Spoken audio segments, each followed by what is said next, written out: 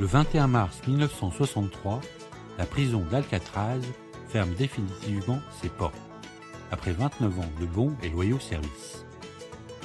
Prisonniers célèbres, évasions, mythes et légendes blottis dans la baie de San Francisco, le pénitencier, de par son histoire, titille encore aujourd'hui l'imaginaire des voyageurs.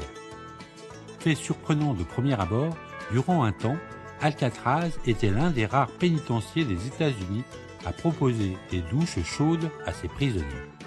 Un vrai luxe à l'époque. La raison invoquée par la direction était que si les prisonniers habitués à l'eau chaude venaient à s'échapper de l'île sur laquelle se trouve la prison, ils ne résisteraient pas aux températures glaciales de la baie de San Francisco. Durant ses 30 années de service, Alcatraz est réputé pour être la prison dont on ne s'évade pas. Pourtant, c'est un scénario digne des plus grands films hollywoodiens qui se déroule à Alcatraz en 1962.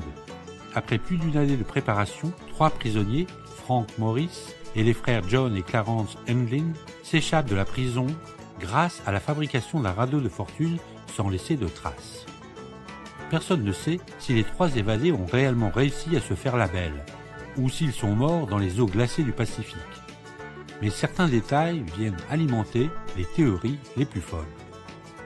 En 1975, un cliché montrant supposément John et Clarence Handlin côte à côte dans une ferme du Brésil apparaît. Après expertise, il semble qu'il s'agisse bien des 2 hommes. Durant de nombreuses années, la grand-mère des frères Handlin reçoit également des cartes postales sans texte, uniquement signées John et Clarence, alimentant un peu plus encore la légende des évadés de la prison d'Alcatraz.